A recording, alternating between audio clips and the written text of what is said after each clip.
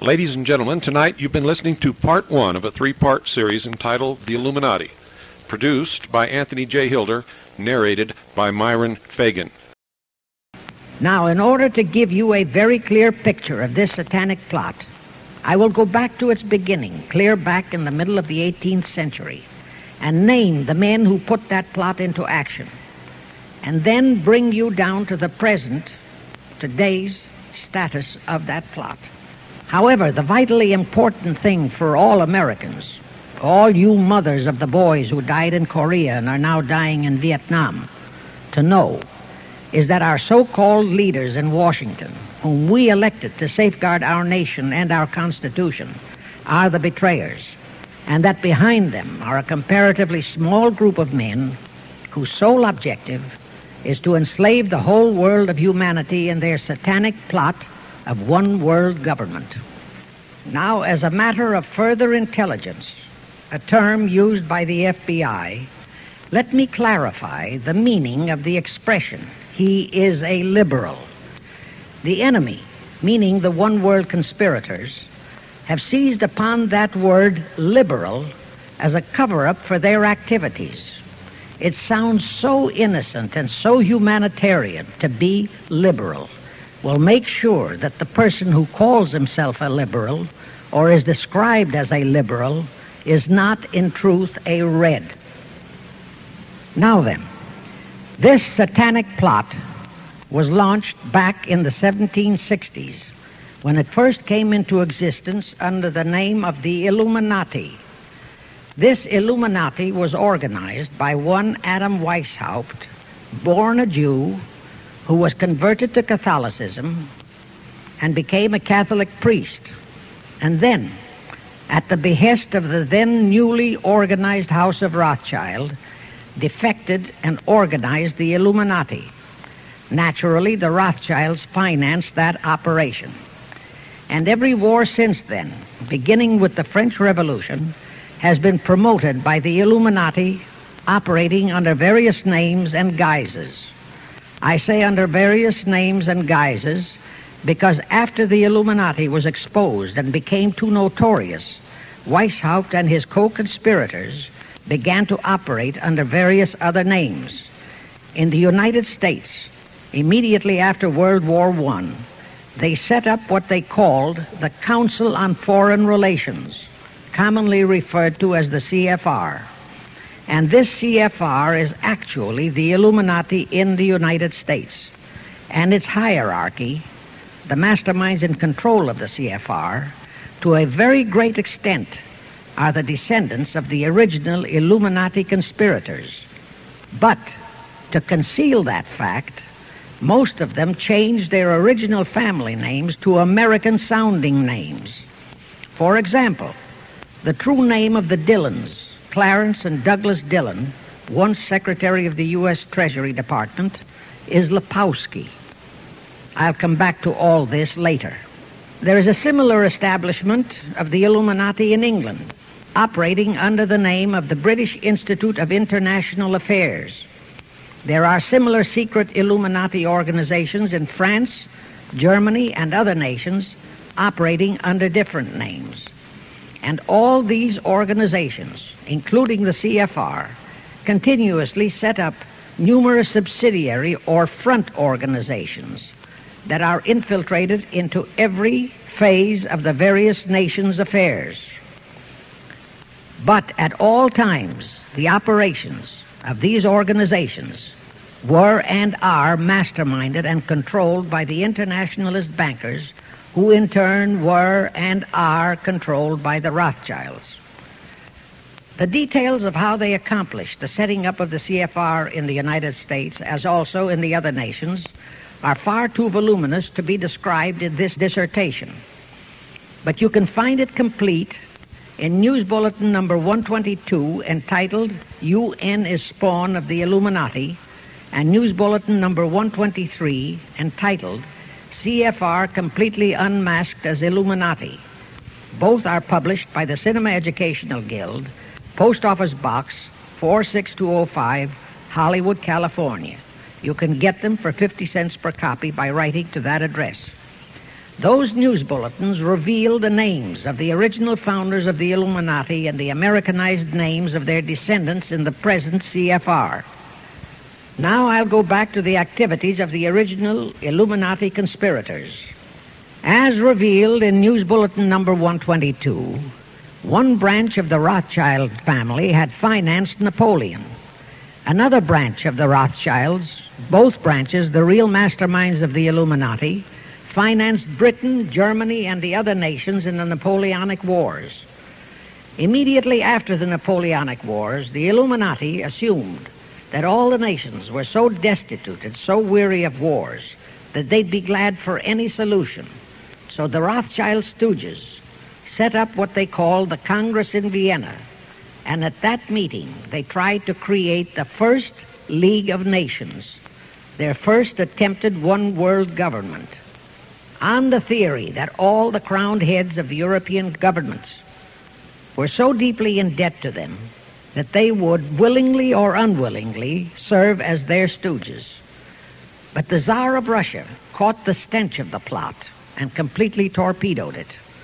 The enraged Nathan Rothschild, then the head of that dynasty, vowed that someday he or his descendants would destroy the Tsar and his entire family. And his descendants did accomplish that very threat in 1917. At this point, bear in mind that the Illuminati was not set up to operate on a short-range basis. Normally, a conspirator of any type enters into a conspiracy with the expectation of achieving his objective during his own lifetime. But that was not the case with the Illuminati. True, they hoped to accomplish their objective during their lifetime. But, paraphrasing The Show Must Go On, the Illuminati operates on the very long-range basis. Whether it will take scores of years or even centuries, they have dedicated their descendants to keep the plot boiling until they hope the conspiracy is achieved. Now let's go back to the birth of the Illuminati. Adam Weishaupt was a Jesuit-trained professor of canon law, teaching in Ingolstadt University when he defected from Christianity to embrace the Luciferian conspiracy. It was in 1770 that the professional moneylenders, the then recently organized House of Rothschild, retained him to revise and modernize the age-old protocols of Zionism, which from the outset was designed to give the synagogue of Satan, so named by Jesus Christ, ultimate world domination, so they could impose the Luciferian ideology upon what would remain of the human race after the final social cataclysm by use of satanic despotism. Weishaupt completed his task May 1st, 1776. Now you know why May 1 is the great day with all communist nations to this very day. That was the day, May 1, 1776, that Weishaupt completed his plan and officially organized the Illuminati to put the plan into execution. That plan required the destruction of all existing governments and religions. That objective was to be reached by dividing the masses of people whom he, Weishaupt, termed Goyim, or human cattle, into opposing camps in ever-increasing numbers on political, social, economic, and other issues, the very conditions we have in our country today.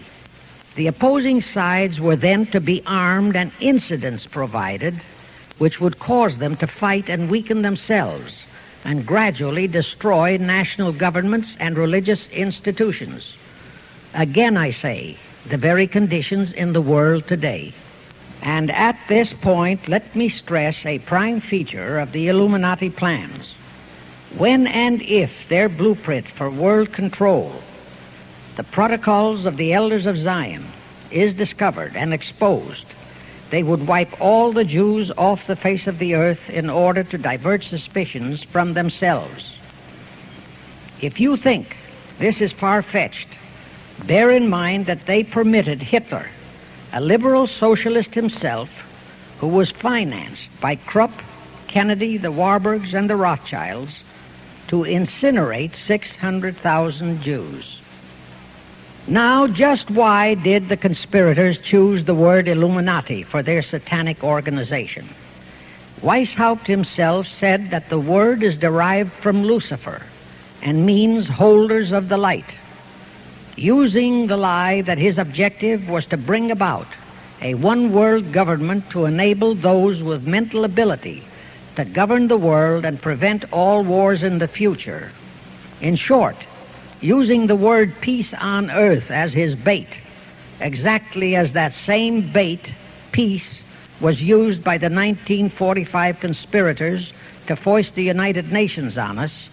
Weishaupt, financed, I repeat, by the Rothschilds, recruited some 2,000 paid followers. These included the most intelligent men in the fields of arts and letters, education, the sciences, finance, and industry. He then established lodges of the Grand Orient, Masonic lodges, to be their secret headquarters.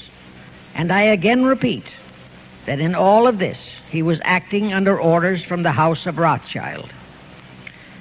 The main features of the Weishaupt plan of operation required his Illuminati to do the following things to help them to accomplish their purpose.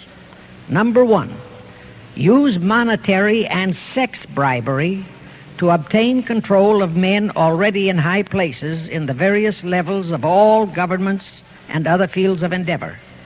Once influential persons had fallen for the lies, deceits, and temptations of the Illuminati, they were to be held in bondage by application of political and other forms of blackmail, threats of financial ruin, public exposure and physical harm, even death, to themselves and loved members of their families.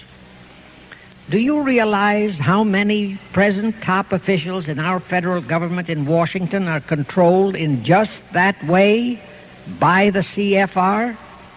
Do you realize how many homosexuals in our State Department, the Pentagon, all federal agencies, even in the White House, are controlled that way? Number two, Illuminati on the faculties of colleges and universities were to cultivate students possessing exceptional mental ability, belonging to well-bred families with international leanings, and recommend them for special training in internationalism. Such training was to be provided by granting scholarships to those selected by the Illuminists. That gives you an idea what a Rhodes Scholarship means. It means indoctrination into accepting the idea that only a one-world government can put an end to recurring wars and strife. That's how the United Nations was sold to the American people. One of the most notable Rhodes Scholars we have in our country is Senator William J. Fulbright, sometimes referred to as Half-Bright. His entire voting record spells Illuminati. All such scholars were to be first persuaded and then convinced that men of special talent and brains have the right to rule those less gifted on the ground that the masses don't know what is best for them physically, mentally, and spiritually. In addition to the Rhodes and similar scholarships, today there are 3 special Illuminati schools located in Gordonstown in Scotland, Salem in Germany, and Anavrita in Greece. These 3 are known ones, but there are others that are kept undercover. Prince Philip, the husband of Britain's Queen Elizabeth, was educated at Gordonstown at the instigation of Lord Louis Mountbatten, his uncle, a Rothschild relative who became Britain's admiral of the fleet after World War II ended.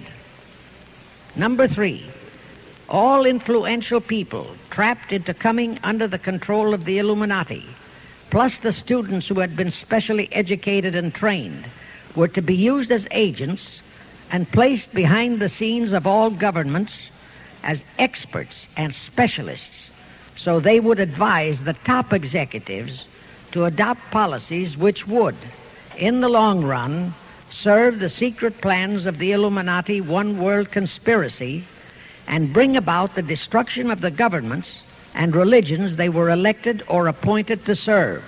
Do you know how many such men operate in our government at this very time?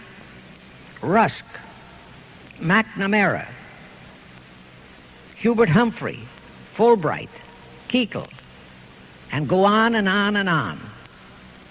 Number 4, perhaps the most vital directive in Weishaupt's plan was to obtain absolute control of the press, at that time the only mass communications media, to distribute information to the public, so that all news and information could be slanted, so that the masses could be convinced that a one-world government is the only solution to our many and varied problems. Now do you know who owns and controls our mass communications media? I'll tell you, practically all the movie lots in Hollywood is owned by the Lehmans, Kuhn, Loeb and Company, Goldman Sachs, and other internationalist bankers. All the national radio and TV channels in the nation are owned and controlled by those same internationalist bankers. The same is true of every chain of metropolitan newspapers and magazines, also of the press wire services, such as Associated Press, United Press International, etc. The supposed heads of all those media are merely the fronts for the internationalist bankers, who in turn compose the hierarchy of the CFR, today's Illuminati in America. Now can you understand why the Pentagon's press agent Sylvester so brazenly proclaimed that the government has the right to lie to the people? What he really meant was that our CFR-controlled government had the power to lie to and be believed by the brainwashed American people. And let's again go back to the first days of the Illuminati. Because Britain and France were the two greatest world powers in the late years of the 18th century, Weishaupt ordered the Illuminati to foment the colonial wars, including our Revolutionary War, to weaken the British Empire and organize the French Revolution to destroy the French Empire. He scheduled the French Revolution to start in 1789. However, in 1784, a true act of God placed the Bavarian government in possession of evidence which proved the existence of the Illuminati, and that evidence could have saved France if they, the French government, hadn't refused to believe it. Here is how that act of God happened. It was in 1874 that Weishaupt issued his orders for the French Revolution. A German writer named Zwack put it into book form. It contained the entire Illuminati story and Weishaupt's plans. A copy of this book was sent to the Illuminists in France, headed by Robespierre, whom Weishaupt had delegated to foment the French Revolution. The courier was struck and killed by lightning as he rode through Ralston on his way from Frankfurt to Paris. The police found the subversive documents on his body and turned them over to the proper authorities. After careful study of the plot, the Bavarian government ordered the police to raid Weishaupt's newly organized lodges of the Grand Orient and the homes of his most influential associates. All additional evidence thus discovered convinced the authorities the documents were genuine copies of the conspiracy by which the Illuminati planned to use wars and revolutions to bring about the establishment of a one-world government, the powers of which they, headed by the Rothschilds, intended to usurp as soon as it was established, exactly in line with the United Nations plot of today. In 1785, the Bavarian government outlawed the Illuminati and closed the lodges of the Grand Orient. In 1786, they published all the details of the conspiracy. The English title of that publication is The Original Writings of the Order and Sect of the Illuminati. Copies of the entire conspiracy were sent to all the heads of church and state in Europe. But the power of the Illuminati which was actually the power of the Rothschilds, was so great that this warning was ignored. Nevertheless, Illuminati became a dirty word, and it went underground. At the same time, Weishaupt ordered Illuminists to infiltrate into the lodges of Blue Masonry and form their own secret societies within all secret societies. Only Masons who proved themselves internationalists and those whose conduct proved they had defected from God were initiated into the Illuminati.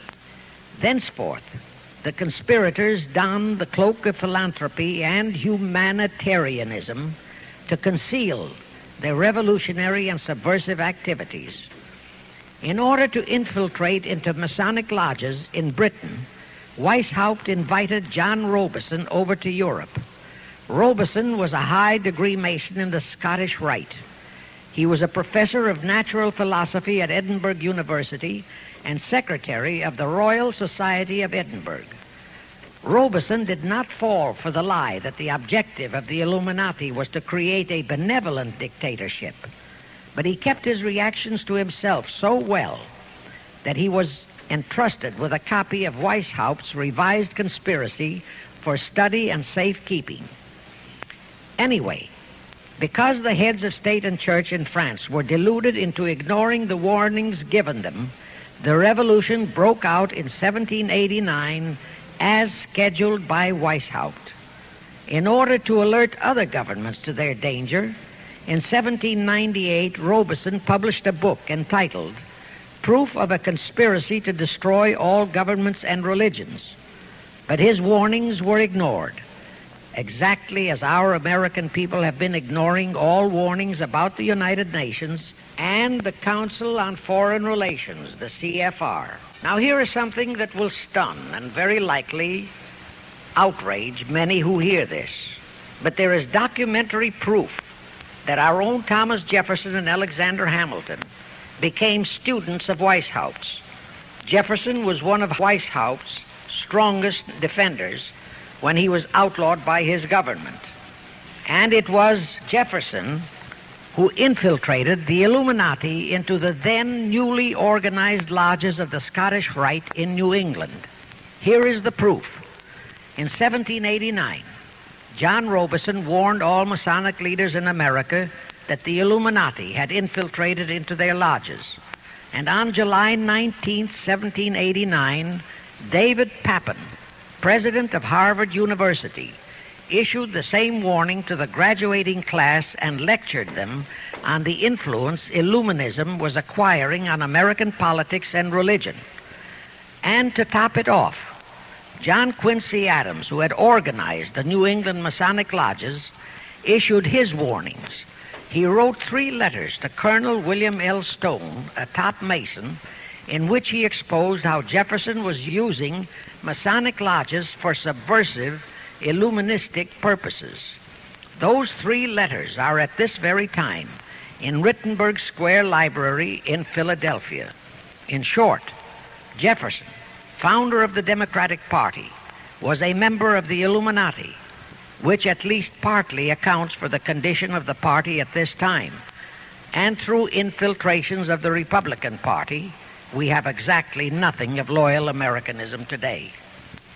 That disastrous rebuff at the Congress at Vienna, created by the Tsar of Russia, did not by any means destroy the Illuminati conspiracy. It merely forced them to adopt a new strategy. Realizing that the one world idea was, for the moment, killed, the Rothschilds decided that to keep the plot alive, they'd have to do it by heightening their control of the money systems of the European nations. Earlier, by a ruse, the outcome of the Battle of Waterloo had been falsified. Rothschild had spread a story that Napoleon had won that battle. That had precipitated a terrific panic on the stock market in England. All stocks had plummeted down to practically zero, and Nathan Rothschild bought all the stocks for virtually a penny on its dollar values. That gave him complete control of the economy of Britain and virtually of all Europe. So immediately after that Congress in Vienna had boomeranged, Rothschild forced Britain to set up a new Bank of England, which he absolutely controlled, exactly as later, through Jacob Schiff, he engineered our own Federal Reserve Act, which gave the House of Rothschild a secret control of the economy in the United States. But now for a moment, let's dwell on the activities of the Illuminati in the United States. In 1826, one Captain William Morgan decided it was his duty to inform all Masons and the general public what the full truth was regarding the Illuminati, their secret plans and intended objectives. Also reveal the identities of the masterminds of the conspiracy. The Illuminati promptly tried Morgan in absentia and convicted him of treason. They ordered one Richard Howard, an English Illuminist, to carry out their sentence of execution as a traitor. Morgan was warned and he tried to escape to Canada, but Howard caught up with him near the border, near the Niagara Gorge, to be exact, where he murdered him. This was verified in a sworn statement made in New York by one Avery Allen to the effect that he heard Howard render his report of the execution to a meeting of Knights Templars in St. John's Hall, New York. He also told how arrangements had been made to ship Howard back to England. That Allen affidavit is on record in New York City archives. Very few Masons and very few of the general public know that general disapproval over that incident of murder caused approximately half of all the Masons in the northern jurisdiction of the United States to secede. Copies of the minutes of the meeting held to discuss that matter are still in existence in safe hands, and that all that secrecy emphasizes the power of the masterminds of the Illuminati to prevent such terrible events of history from being taught in our schools. In the early 1850s, the Illuminati held a secret meeting in New York, which was addressed by a British Illuminist named Wright. Those in attendance were told that the Illuminati was organizing to unite the nihilist and atheist groups with all other subversive groups into an international to be known as communists. That was when the word communist first came into being, and it was intended to be the supreme weapon and scare word to terrify the whole world and drive the terrorized peoples into the Illuminati one world scheme. This scheme, communism, was to be used to enable the Illuminati to foment future wars and revolutions. Clinton Roosevelt, a direct ancestor of Franklin Roosevelt, Horace Greeley and Charles Dana, foremost newspaper publishers of that time, were appointed to head a committee to raise funds for the new venture. Of course, most of the funds were provided by the Rothschilds. And this fund was used to finance Karl Marx and Engels when they wrote Das Kapital and the Communist Manifesto in Soho, England.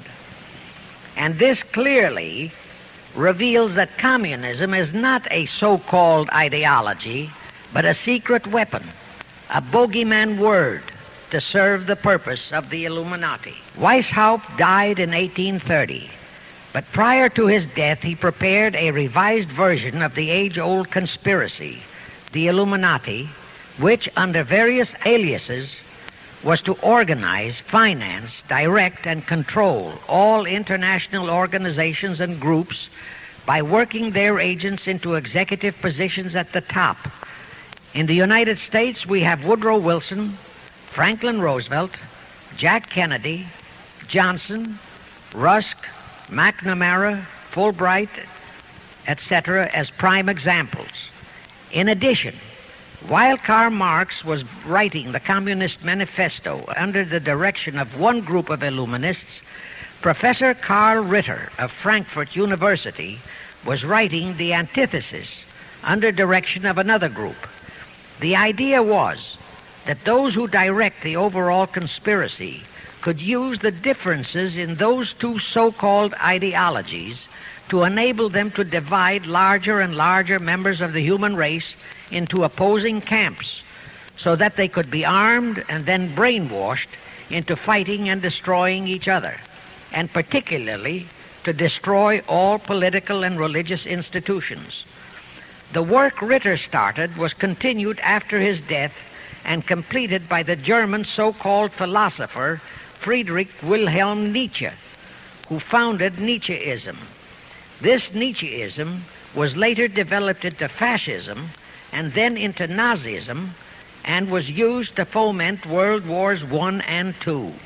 In 1834, the Italian revolutionary leader Giuseppe Mazzini was selected by the Illuminati to direct their revolutionary program throughout the world. He served in that capacity until he died in 1872. But some years before he died, Mazzini had enticed an American general named Albert Pike into the Illuminati. Pike was fascinated by the idea of a one-world government, and ultimately he became the head of this Luciferian conspiracy. Between 1859 and 1871, Pike, worked out a military blueprint for 3 world wars and various revolutions throughout the world, which he considered would forward the conspiracy to its final stage in the 20th century. Again, I remind that these conspirators were never concerned with immediate success. They always operated on a long-range view. Pike did most of his work in his home in Little Rock, Arkansas. But a few years later, when the Illuminati's lodges of the Grand Orient became suspect and repudiated because of Mazzini's revolutionary activities in Europe, Pike organized what he called the New and Reformed Palladian Rite. He set up 3 supreme councils, one in Charleston, South Carolina, one in Rome, Italy, and the 3rd in Berlin, Germany. He had Mazzini establish 23 subordinate councils in strategic locations throughout the world. These have been the secret headquarters of the world revolutionary movement ever since. Long before Marconi invented radio, the scientists in the Illuminati had found the means for Pike and the heads of his councils to communicate secretly. It was the discovery of that secret that enabled intelligence officers to understand how apparently unrelated incidents, one such as the assassination of an Austrian prince at Sarajevo, took place simultaneously throughout the world, which developed into a war or a revolution. Pike's plan was as simple as it has proved effective. It called for communism, Nazism, political Zionism, and other international movements be organized and used to foment 3 global world wars and at least 2 major revolutions. The First World War was to be fought so as to enable the Illuminati to destroy Tsarism in Russia, as vowed by Rothschild after the Tsar had torpedoed his scheme at the Congress in Vienna, and to transform Russia into a stronghold of atheistic communism. The differences stirred up by agents of the Illuminati between the British and German empires were to be used to foment this war. After the war would be ended, communism was to be built up and used to destroy other governments and weaken religions. World War II, when and if necessary, was to be fomented by using the controversies between fascists and political Zionists. And here let it be noted that Hitler was financed by Krupp, the Warburgs, the Rothschilds, and other internationalist bankers, and that the slaughter of the supposed 600,000 Jews by Hitler didn't bother the Jewish internationalist bankers at all. That slaughter was necessary in order to create worldwide hatred of the German people and thus bring about the war against them. In short, this Second World War was to be fought to destroy Nazism and to increase the power of political Zionism so that the State of Israel could be established in Palestine. During this World War II, international communism was to be built up until it equaled in strength that of united Christendom. When it reached that point, it was to be contained and kept in check until required for the final social cataclysm. As we know now, Roosevelt, Churchill, and Stalin put that exact policy into effect, and Truman, Eisenhower, Kennedy, and Johnson continued that same exact policy. World War III is to be fomented by using the so-called controversies the agents of the Illuminati, operating under whatever new name, are now stirring up between the political Zionists and the leaders of the Muslim world. That war is to be directed in such a manner that all of Islam and political Zionism, Israel, will destroy each other, while at the same time the remaining nations, once more divided on this issue, will be forced to fight themselves into a state of complete exhaustion, physically, mentally, spiritually, and economically. Now, can any thinking person doubt that the intrigue now going on in the Near, Middle, and Far East is designed to accomplish that satanic objective? Pike himself foretold all this in a statement he made to Mazzini on August 15, 1871. Pike stated that after World War III is ended, those who will inspire to undisputed world domination will provoke the greatest social cataclysm the world has ever known. Quoting his own words, taken from the letter he wrote to Mazzini, and which letter is now catalogued in the British Museum in London, England, he said, "We shall unleash the nihilists and the atheists, and we shall provoke a great social cataclysm which in all its horror will show clearly to all nations the effect of absolute atheism, the origin of savagery and of most bloody turmoil.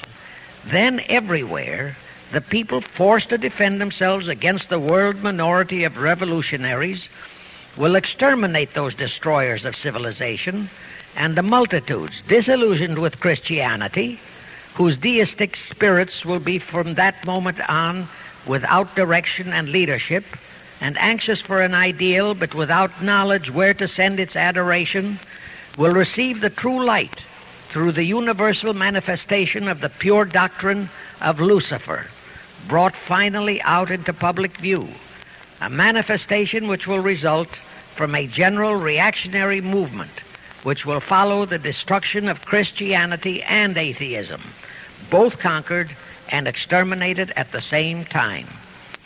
When Mazzini died in 1872, Pike made another Italian revolutionary leader named Adrian Lemmy his successor. Lemmy, in turn, was succeeded by Lenin and Trotsky, then by Stalin. The revolutionary activities of all those men were financed by British, French, German, and American international bankers, all of them dominated by the House of Rothschild. We are supposed to believe that the international bankers of today, like the money changers of Christ's day, are only the tools or agents of the great conspiracy, but actually they are the masterminds behind all of it. While the general public has been brainwashed by all the mass communications media into believing that communism is a movement of the so-called workers, the actual fact is that both British and American intelligence officers have authentic documentary evidence that international liberals operating through their international banking houses, particularly the House of Rothschild, have financed both sides in every war and revolution since 1776. Those who today comprise the conspiracy, the CFR in the United States, direct our governments, whom they hold in usury through such methods as the Federal Reserve System in America, to fight wars such as Vietnam, created by the United Nations, so as to further Pike's Illuminati plans to bring the world to that stage of the conspiracy when atheistic communism and the whole of Christianity can be forced into an all-out Third World War within each remaining nation, as well as on an international scale. The headquarters of the great conspiracy in the late 1700s was in Frankfurt, Germany. where the House of Rothschild had been established by Mayer Anschelm, who adopted the Rothschild name and linked together other international financiers who had literally sold their souls to the devil. After the Bavarian government's exposure in 1786, the conspirators moved their headquarters to Switzerland, then to London. Since World War II, after Jacob Schiff, the Rothschilds' boy in America, died, the headquarters of the American branch has been in the Harold Pratt Building, New York, and the Rockefellers, originally protégés of Schiff, have taken over the manipulation of finances in America for the Illuminati. In the final phases of the conspiracy, the one world government will consist of the king dictator, head of the United Nations, the CFR, and a few billionaires, economists, and scientists who have proved their devotion to the great conspiracy. All others are to be integrated into a vast conglomeration of mongrelized humanity, actually slaves. Now let me show you how our federal government and the American people have been sucked into the one world takeover plot of the Illuminati great conspiracy. And always bear in mind that the United Nations was created to become the housing for that one world so-called liberal conspiracy. The real foundations of the plot for the takeover of the United States were laid during the period of our Civil War. Not that Weishaupt and the earlier masterminds had ever overlooked the New World. As I have previously indicated, Weishaupt had his agents planted over here as far back as the Revolutionary War. But George Washington was more than a match for them. It was during the Civil War that the conspirators launched their first concrete efforts. We know that Judah Benjamin, chief advisor of Jefferson Davis, was a Rothschild agent. We also know that there were Rothschild agents planted in Abraham Lincoln's cabinet who tried to sell him into a financial dealing with the House of Rothschild. But old Abe saw through the scheme and bluntly rejected it, thereby incurring the undying enmity of the Rothschilds, exactly as the Russian Tsar did when he torpedoed their first League of Nations at the Congress in Vienna. Investigation of the assassination of Lincoln revealed that the assassin, Booth, was a member of a secret conspiratorial group. Because there were a number of highly important government officials involved, the name of the group was never revealed, and it became a mystery, exactly as the assassination of Jack Kennedy still is a mystery. But I am sure it will not for long remain a mystery. Anyway, the ending of the Civil War destroyed, temporarily, all chances of the House of Rothschild to get a clutch on our money system, such as they had acquired in Britain and other nations in Europe. I say temporarily because the Rothschilds and the masterminds of the conspiracy never quit. So they had to start from scratch, but they lost no time in getting started. Shortly after the Civil War, a young immigrant who called himself Jacob H. Schiff arrived in New York. Jacob was a young man with a mission for the House of Rothschild. Jacob was the son of a rabbi, born in one of Rothschild's houses in Frankfurt, Germany. I won't go deeply into his background. The important point is that Rothschild recognized in him not only a potential money wizard, but more important, he also saw the latent Machiavellian qualities in Jacob that could, as it did, make him an invaluable functionary in the great one-world conspiracy. After a comparatively brief training period in the Rothschilds' London bank, Jacob left for America with instructions to buy into a banking house, which was to be the springboard to acquire control of the money system of the United States. Actually, Jacob came here to carry out 4 specific assignments. Number 1, and most important, was to acquire control of America's money system. Number 2, find desirable men who, for a price, would be willing to serve as stooges for the great conspiracy and promote them into high places in our federal government, our Congress, in the U.S. Supreme Court, and all federal agencies. Number 3, create minority group strife throughout the nations, particularly between whites and blacks. Number 4, create a movement to destroy religion in the United States, but Christianity to be the chief target.